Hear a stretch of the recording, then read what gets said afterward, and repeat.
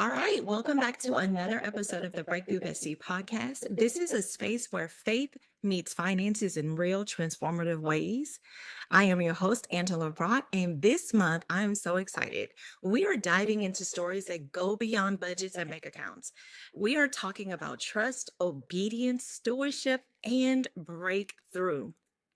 So each week or each episode is actually going to feature an honest conversation with guests who have walked through financial highs and lows. And in that process, they have found God in the midst of it all. So whether you are rebuilding, whether you're learning, thriving, wherever you are in your journey, these stories will challenge, encourage, and equip you to handle your money with wisdom and in faith. So, welcome again. Listen, I am so excited to have my one of my new friends, right, in this space. Precious is here. She is known as the Clarity Coach, and she transforms people and organizations to unlock and elevate to the next level of growth. She is an author, a speaker, nonprofit founder, coach, and she strongly believes true transformation happens from the inside out.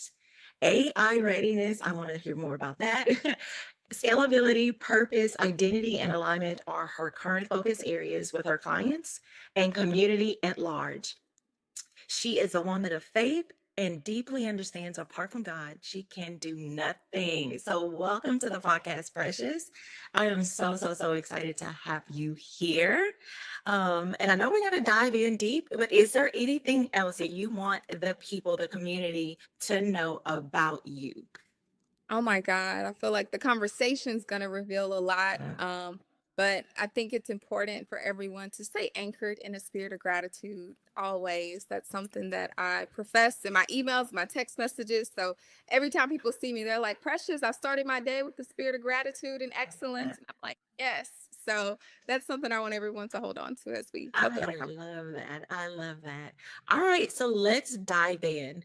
Can you take us back to the season where God asked you to do something financially that didn't make sense? Like what was happening in your life? Paint the picture for us. What led up to that moment and what did you do? How did you respond?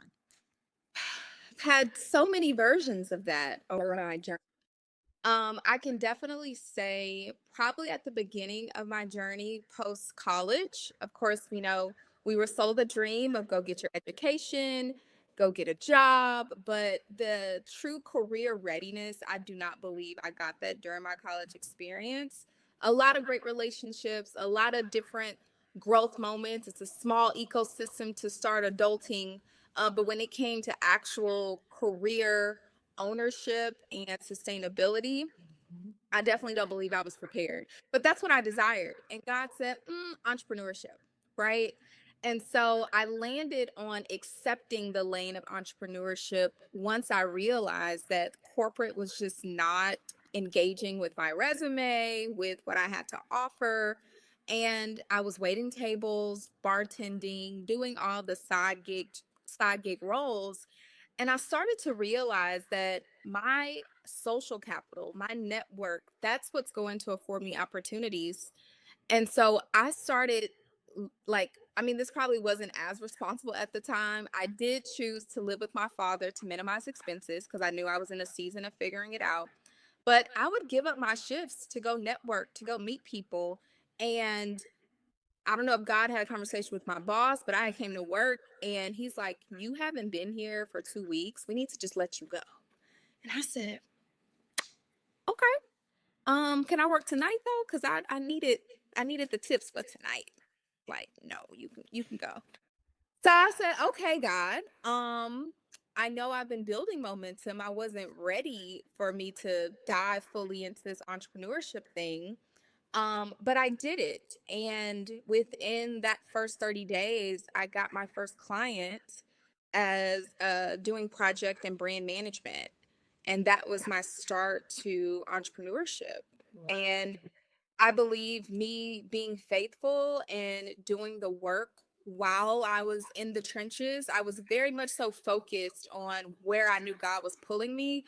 Although financially, it's like, sis, this is where you need to be making, so you balance that logic, but keeping God in the center of the all has been the key to my faith and finesse over the journey. I love that. And I love the transparency and the vulnerability here. But here's the thing that I think so many of us are faced with, and you mentioned this, trying to balance the logic with what the Lord is calling you to do. And then there's pride that maybe sneaks in there, fear and things of that. Did you deal or were you ever confronted with any of that in that particular season? In that season, I was more so dealing with the audacity to be able to believe that it was possible. And I know that there's a balance of being, you know, arrogant or audacious or faithful. It's all based on your tone and character of how you approach those situations. Hmm. Um, but you know, my parents, they were both entrepreneurs, but even them, they were seeking for me to have more of a stable career in life. And so when I chose to step out on faith, you know, they were very, very much so confused. And I'm like, as long as I have a roof over my head, I'm gonna figure the rest out. And so I wasn't necessarily prideful about it. And I think a big part of it was I allowed at that time, this was like 2015, 2016, literally when you could only post a 15-second video on Instagram. I allowed social media to be my accountability partner for inspiration and motivation. So it was like although I was trying to figure stuff out with my finances and with my career, my presence online was inspiring myself and motivating myself. And I feel like creating that channel of energy for me allowed me to just take things day by day and see it through. So you mentioned something which is so interesting. And so I'm going to ask, so you didn't necessarily have fear, right? You were able to balance the logic and this audaciousness, and I think that that is a true characteristic of any entrepreneur. You have to have a sense of pride, and you got to be bold and audacious in order to try to figure this thing, entrepreneurship world out. But you mentioned that your parents were both entrepreneurs, but they wanted you to have maybe a stable job or a career path. Do you think that the path of entrepreneurship that they had walked, they wanted you to maybe take an easier path, maybe one of least or lesser resistance? So maybe there was a fear on their part, like, man, we've done this. This is hard, and we want our daughter to maybe not have to work as hard as what we did. Yeah, yeah, I definitely think that's what it is. Because even when I went to college, all through middle school, high school, believe it or not, broadcast journalism was my route. And at that time, I was at the See casino. that. I can I did it. I did theater. I did all these things. And at that time, my view of broadcast journalism was news. And I was like, this was fun in high school. I don't see myself having a career as a news reporter. And so when I went to college based on my interests, and I got a degree in fashion and business. And my mom was like, what, like, you've established all this, you know, relationships, and you have your real, and you were on, you know. So I do think they were wanting me to like really lock in and have that straight and narrow path. Now granted, over the years they've embraced and have seen God work in my life. Mhm. But I do believe with all the challenges, and of course, to be honest, I wanted it too. You know, I was living it with them as they were figuring things out, and I was like, let me get my job, let me get my house, let me get my family, and keep it simple. Yeah. But once again, God had other plans, and He said, "Nah, we're gonna do something different with this one." That's so hearing from the Holy Spirit, being obedient. So I want to ask you, what did obedience cost you emotionally? Not just financially. And if you want to talk about that as well, right? That's good. But I want to talk about what was the cost emotionally. So when I decided to go all in as an entrepreneur, Mhm. it cost me privacy. And I say that because I'm now, you know, living with my parents, building a business, building a brand. I'm traveling. I don't have a car. Um, I'm putting myself in vulnerable places where it's uncomfortable to be growing in front of people, Mm. right? And so emotionally, finding my sanity was like in the bathroom, or, if I'm sleeping on someone's couch or, so that cost, it's a lot, especially when you're developing as a woman and as an adult. But I was just so focused on the mission that wherever I could find my quiet place, I found it, you know. But of course, you have those hits where it's like, huh, wish I had my own this, wish I had my own this, But it was part of the being in the trenches and figuring things out. And so that level of obedience, even in the midst of that, I was still paying my tithes. I was still doing my praise and worship. I was still giving God the glory. I'm like, I got a $300 check. Let me give God this $30 so I can, so that was just my mindset of like, let me steward what he's giving me well, whether that's my time, whether that's my money, and we're gonna figure it out. That's good. That is so good. So now I'm going to pivot just a little bit. So you taught a lot about how it was when you first started out in entrepreneurship. And I want to really kind of address this because I think people can assume and they make this assumption that starting entrepreneurship journey is hard. And for most of them, they will acknowledge that when you start, it's going to be hard. But then somewhere down the line, and I don't know if this is because of social media, I don't know if it's the lack of transparency, vulnerability from people who've been an entrepreneur for years. I don't know what where the disconnect is, but there is this misnomer or that people feel like, but eventually it balances out and then everything will be great. I'll be making all this money. I'll be making these deals. I'll have these contracts. Even if I get a no, I'll have so much money or so many great things that it'll be okay, right? So I guess my question for you is we get it. It's starting off rough.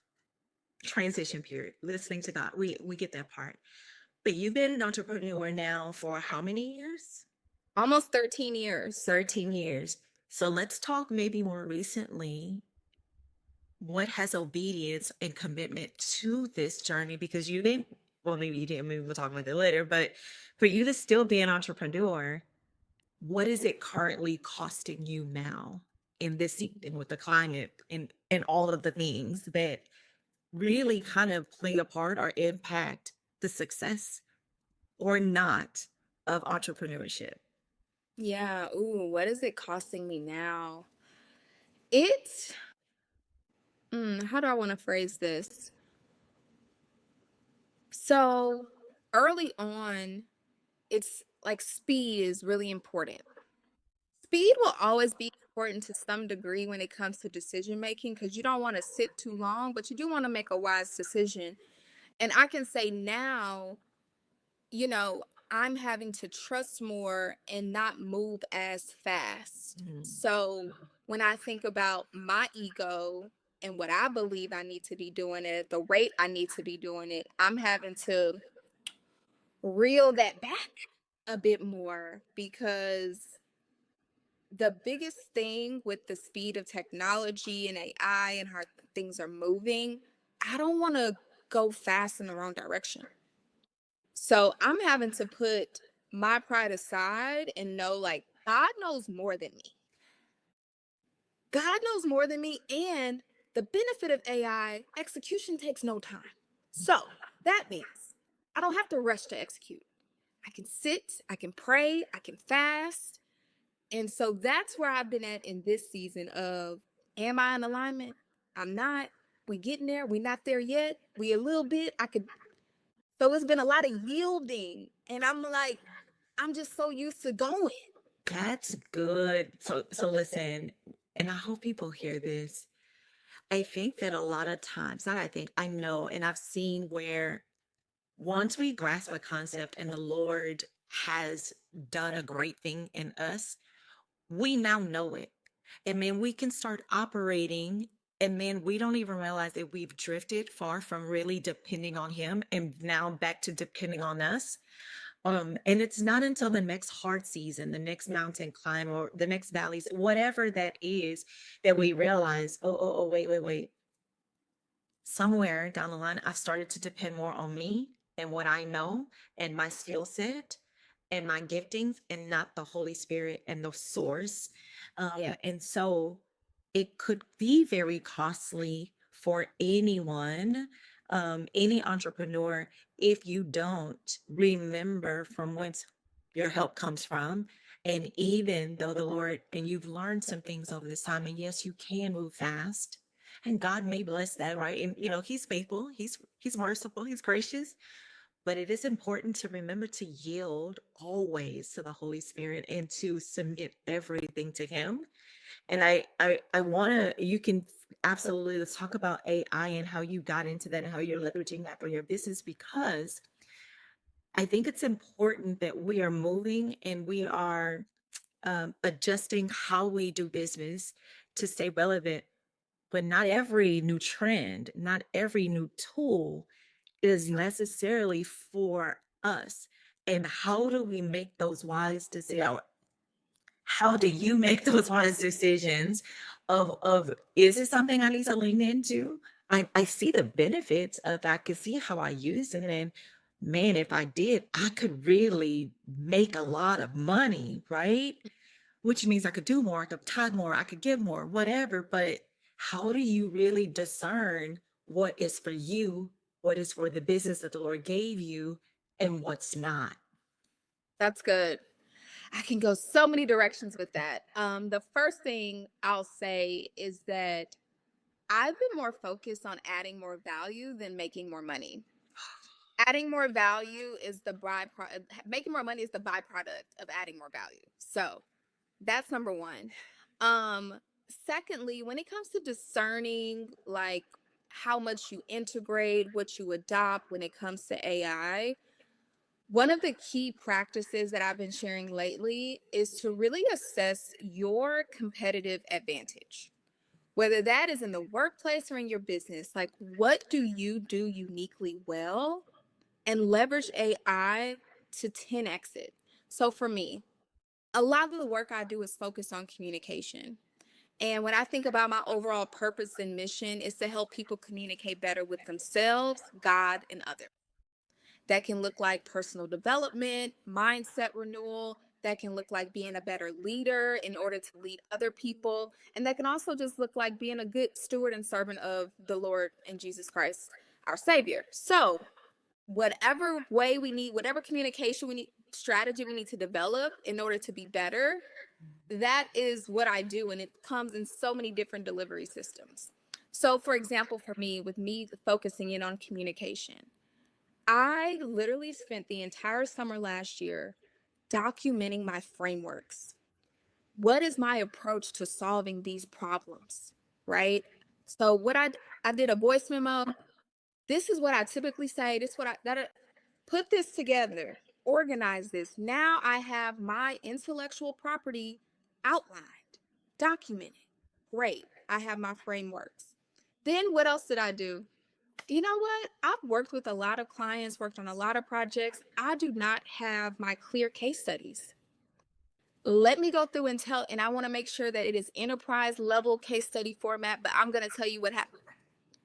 We're going to document that. When it comes to content in general, let's say I have a thought about a concept, turn this into a Substack post, turn this into LinkedIn, Mhm. take this one thing and multiply it. So just think about, what do I do uniquely well? I'm into Claude lately. I still use chat here and there, but Claude AI is phenomenal. And I'll say, like, hey, this is what I believe my competitive advantage is in my workplace, at my job, in my career. This is what I believe I do uniquely different in my business. Tell me how I can leverage you in order to 10x my output and value, as well as save time. So start there. People may say, get your agent, get your automated workflows. Pause. You want to build a relationship with a tool first and really get used to, because AI, like, you are the limit of AI. So based on where you are mentally will influence the outputs that you get with AI. So the more clarity you have about you and your value, the better you can be strategic about how I actually need to integrate it. Listen, you don't you are saying some really powerful gems, and this is something that I even had to kind of slow down and perfect, right? There is the message that I believe that I'm communicating about what I do, and then there is the message that I am actually communicating about what I do and what's being received. And it's one of those things where it's like, even with that, it's when people introduce me, it's just like, man, listen, she's your budget guru. She can get your budget together.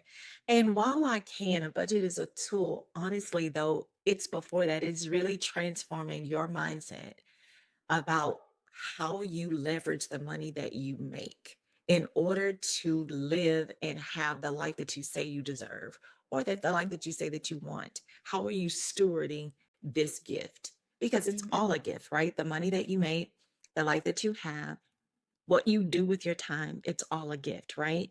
And in order for me to talk about retirement and investment and vacations and the fruit of it, we got to talk about the seed and how you're Yep. stewarding and fertilizing, planting seeds, right? And so just even getting clear about not just what I do, but the impact I want to have. Mhm. And if you are not clear, you take all of your unclear thoughts and then you put it into a tool that repackages unclear thoughts Yes. and using words that are more ambiguous than anything else. And then it spits out something that makes you even more unclear. And Yep. so your messaging sounds all over the place and scattered. And the outcome of that is honestly, you ain't got no business, you ain't got no clients because people don't really know what you do. And then, or you spend a whole lot of time I guess maybe re-describing in a call where they should be buying and you should be closing the sale, but it's like, yeah, this is what I said, but no, this is what's really gonna happen, and it doesn't align. And so people are like, well, I mean, like, what are you, what? And this is something that I had a hard time even with myself because I thought I was clear. Yeah. I have not been as clear as I should have been or I wanted to be. So I love that you say, and you can use AI, but if you are unclear and you put that in a tool, it will come out unclear. Yeah. And then you'll say that, you know what, this tool doesn't work. Right. And people, it's funny because people say the same thing about budgets. Yes, if you put in numbers of how much money you get paid, and then that's it. And then you never check it again, and you only put the bills that you have to pay that you can remember that you pay, then you will say this budget doesn't work and budgeting doesn't work. But you're not using the tool properly and you're not putting in good data. And so the output of that and the Yeah. result of that is going to be faulty. So that was really good. Did you want to add anything there? No, I love that you bring up the journey you went through and understanding that you're focused on the mindset transformation first. Mm. We have to change our minds before we can change our behavior. Yeah. Like, we can take a budget, we can create the different bank accounts, and we can put the money there. But once you're practically moving in life and you haven't fully adopted those habits and your mind and heart and is not bought in, you're gonna drift. Yeah, it is. And the driven, and that's why I tell people, and even in entrepreneurship, even in your spiritual walk, the drifting is normal. Hmm. The drifting is normal. I'm not saying don't drift. What I think we're saying is um, be in tune enough, schedule some time where you pause to check to see how far you drifted, and then put some things in place to get you back on track, back on the path. That's Yes. that's it. Yeah. That's what I share with coaching clients. I'll tell them, I'm like, we're imperfect beings. Like, Yeah. we're going to drift and fall off. You have to focus on your bounce back game. What is the bounce back? Yeah. Because you may say, oh, it's been a bad day. Okay, it doesn't have to be a bad week. This recent doesn't have to be a bad year. It doesn't have to be a bad. It doesn't have to be a bad month. So some people, they mess up one time. I'll start over next month or next year. Mm, No, bounce back right now. yeah. Correct yourself, Yeah. and that comes with accountability. Yeah. People don't like accountability, like, so having that clarity around your vision That's good. is really, really big. That's something I mentioned in my book, The Faith Focused Formula, where I bring up how you can be able to align your faith, vision, and finances with your time. And when it comes to that vision piece, that is your anchor for decision making. If it's not aligned with my vision, it's a no. Yeah. It's a soft, soft no. If it is, it's a soft yes or a hard yes. And so when we think about our money and our money story and how we're showing up, how I'm spending my money now, does this align with the vision that I have for myself? Like, Martha's Vineyard is a place I've been wanting to go for years. In August, that's what all the Black excellence is there. Everybody's there. I wanted to go there last year. Every year I put it on my list. And a big goal for me, Q1, was we have to pay down this credit card debt. We have to pay down this credit card debt, sis. This is practical math. If you don't pay this down, this interest rates gonna do what they do. So you gotta pay it down. But the deposits for the connection I have, they were like, hey, January, we gotta lock in. And I said, look, I got my goals. If it's meant for me, I'm gonna check in with y'all in May, but have to pay down this debt. And the reason being is that I don't want that burden on me. I got other properties I want to buy. I want to be able to, I have vision for the things that I want. So I make those decisions of like, Yeah. I got food at home. Yeah. I could, you got, I don't care what level you're at.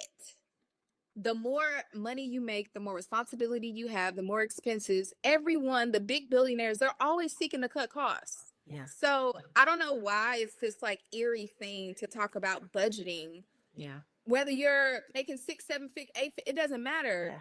There are certain guardrails and disciplines you have to put in place to then be able to prepare for that next level or that next big thing. And so that's where I'm at right now. I've kind of veered off.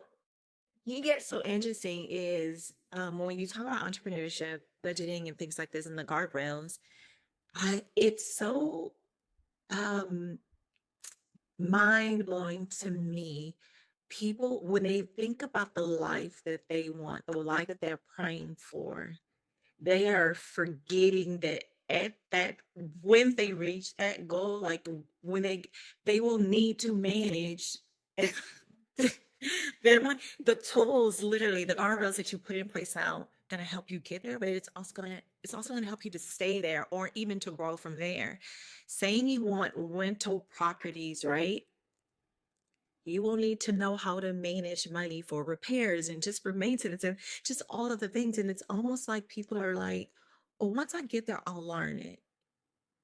Once I get there, I'll just pay someone to do it for me. And I don't know how many cautionary tales do we have to see on the news. We see people who win millions of dollars and then they're broke years later because they don't have the guardrails, they don't have the tools, they don't know how to the boundaries, right? We see many people, famous people, who hired people that took advantage of them, and then they were broke years later. Like I, there are people who have gone before me and have learned this lesson that I get to benefit from, and I don't have to learn it myself. And I just pray that those listening to this podcast hear the words, learn from our experience, leverage our faith and our learnings, Yeah. and you don't have to go through the hard stuff, right? I think that to me is the benefit of a blueprint. That's the benefit of a testimony. Someone went through it, they learned from it, they got delivered from it, and then they come back and they tell you, listen, if you do X, Y, and Z, here's the benefit and the impact that it's going to have. So you don't have to go down that same path. And to ignore it is ignorance Yes, very much. and arrogance. And keep the list going. Because part of that, and I talk about this like just, how as people of color, our relationship with money, it goes deep, in so many different ways. And it's like, okay, we can understand generational traumas that come with money. Cool. We recognize it, we process it, and then we choose to be different and we choose to do better. And here's a great money story, just within me actually building business. So the height of the Black Lives Matter movement, at this moment, I grew from just doing project brand management to actually having a branding agency, where I worked with serial entrepreneurs, influencers, people just getting started, helping them develop their brand identity, but also build a team around their brand. And so within that journey, it was the height of Black Lives Matter movement, and there was a woman in Austin that was leading with data and was thinking beyond the protests, like how do we truly hold police accountable?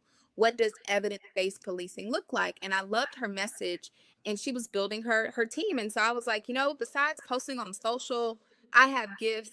Let me add to this mission. I was listed as a co-founder.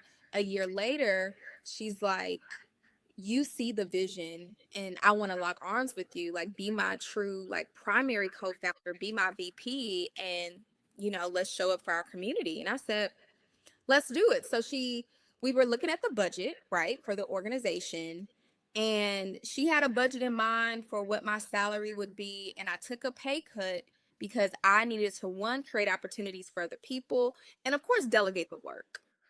And so, although I was VP, the first hat I put on was CFO, Mm. because I understand business, but the nonprofit sector is totally different. There's so many different ways of money that comes in, and there's different accountability metrics depending on who it comes from.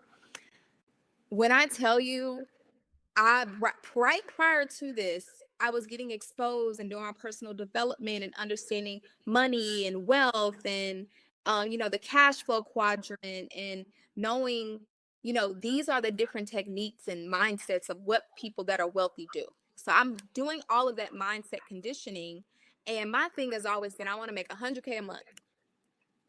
So when we started this organization, at that time we were probably, when we first started, I mean, it was like a $5,000 budget, but then we grew to like 100,000, and within that, my 7-year tenure, we grew to a $1.4 million budget. But at those beginner stages, I knew that this was an opportunity for me to steward and build the skill sets of what I ultimately want to have and manage. So I got my feelings out the way, and I learned QuickBooks. I understand what a chart of accounts is. I sat down and built out budget templates. I knew our P&L had to tell a story. I took, at that point I wanted to take the test. I was like, at this point, I At feel this like point, at this point. the CPA. But I was motivated to be educated because I did not want to be ignorant, to your point, because some people are so fearful of it, but it's inevitable. If you don't understand your money, how do you grow? Yeah. So I took that time and put that hat on, and I redesigned everything. And although I'm no longer VP, I'm still a co-founder, they're still running on those same systems I built 6 7 years ago.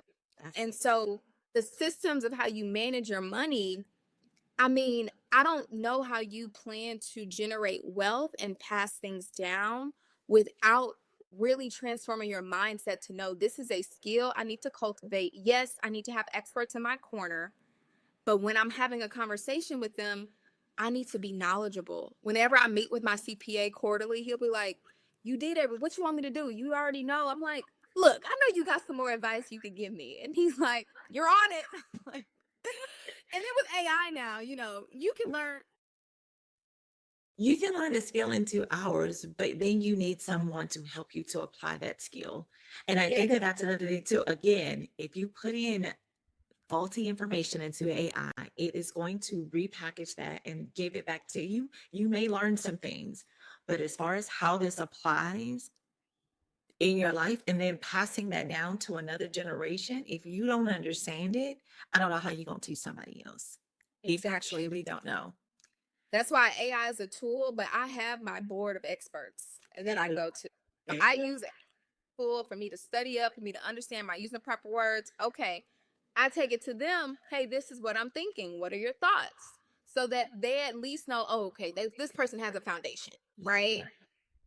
And I think it's that. It's just having a foundation. It's not saying you need to be an expert, but you need to know Yeah. how your money works and how you want to steward it, because everything boils down to stewardship. It's not ours to begin with.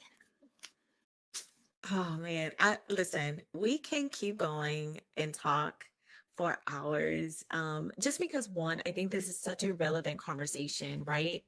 Um, but we have to end this some kind of way. So I would say, as we wrap up this particular conversation, is there one thing that you want people to walk away knowing, um, if you're in entrepreneurship and you are really trying to trust God and you're being stretched in the season, here is one thing that you want people to know, or maybe three things. I love a good list. I love the list.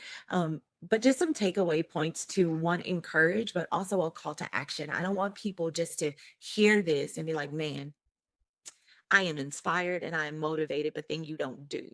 So what would you tell or what would you want to share with the people? Um, let's see. I would say the first thing is to be honest with yourself of where your gaps are. Be clear about what your gaps are. Yes, understand like your mindset, your beliefs are important, but if there are certain skills that you need to cultivate to become the leader, the business owner, you need to settle in the humble yourself, stay hungry, and figure out what gaps do I need to hold myself accountable to fill, because you want to have a solid foundation. So that would be one. The other would be know your number. Like, what's your number? How much money do you really want to make? How much do you really actually need? Is it 30,000 a month? Is it 50,000 a month? And then look at what you're currently doing and see what does that path look like to get there. Talk to an expert. I also have exercises in my book as well, the faith focused formula. But really get clear about your number, because yes, ultimately amongst all of your different assets you may become a millionaire, but what cash flow do you need to be generating monthly? Figure out what that number is for you and build a plan based on that, would be my advice, because sometimes it can just be super aspirational. I want this, what's your number, and then work backwards. That's good. That's good. I hope you guys are taking notes. This is so good. All right. So you have mentioned your book. And if people want to get connected, how do they do that? Like following you on socials, if they want to actually talk to you or book a consultation with you, maybe join your community, tell the people everything. And then, of course, after this, we'll put it in an email so that, people can actually connect with you. But really quick, how do they get connected with you? Talk about your community, talk about the book, how do they purchase it, all the things. So I am Precious Azurée, the Clarity Coach, literally on all platforms, from Substack to Instagram to Facebook to LinkedIn. I just started a Threads account. I didn't want to add another one, but everyone's like, you need to be on Threads. So I'm on Threads now. So those are all the social channels.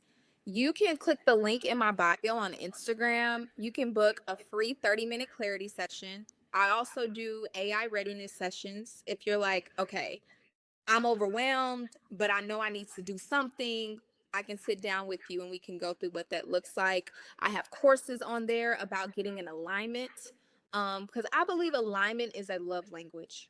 Like, that's how you love yourself, by being in alignment. And so, with it being, I'm always pushing for women, because I love us, and we be serving and showing up for everybody, and it's just an opportunity for us to get back in line. Men can take it too, but I was really thinking about my women when I put that together. But yeah, you can find me on all social media platforms. My website is theclaritycoach.co. And yes, schedule some time with me. I'm available. Perfect. It was an absolute pleasure for having you on the Birthday Busy podcast. I can't wait until we do it again. Um, so thank you so much again for your time and for everyone listening. Be blessed.